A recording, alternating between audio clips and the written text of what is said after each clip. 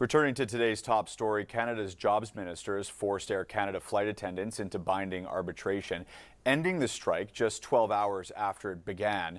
Joining me now is aviation industry expert John Gradek. John, welcome to the show. My pleasure to be here, Matt.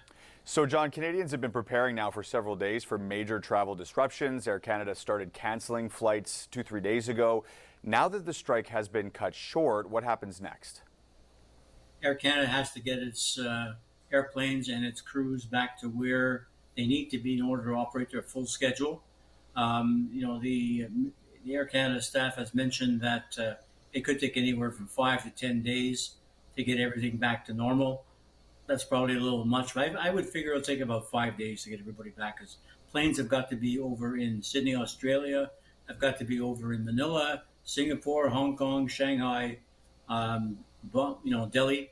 So those airplanes, it'll take a while for those airplanes to basically route back and start cycling back on their schedule. So a good 3 or 4 days at least. So the jobs minister, Patty Hajdu, said in her statement today that she ordered the flight attendants back to work to avoid critical supply chain interruptions as well as, inconvenience for Canadians. But can you explain sort of what these supply chain disruptions that she's so worried about, what they are and what she's talking about? Well, I think she dropped a few hints in terms of where she thought interruptions might be occurring, and she mentioned specifically pharmaceuticals, and I find that a little bit of a stretch. Air Canada is still flying as we speak now with their freighters. They have 767 freighters, and they haven't been affected by the strike. So, there's a lot of cargo capacity out there.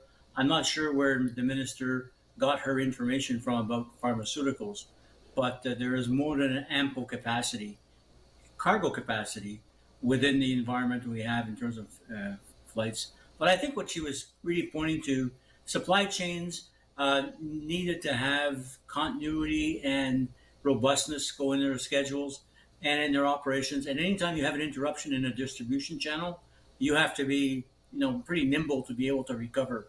Now, you sort of touched on it there, but I was going to ask, is it not possible to transport pharmaceuticals, for example, other commercial goods, without a flight attendant on board? Was there a way to make sure that these supply chains continue to operate properly while still respecting, the flight attendants' right to strike? Yeah, the transportation of pharmaceuticals, well, albeit that, you're shipping pharmaceuticals that have a very short transportation life, that need to have a very specific environment in which you can transport them, cold or hot, whatever it is.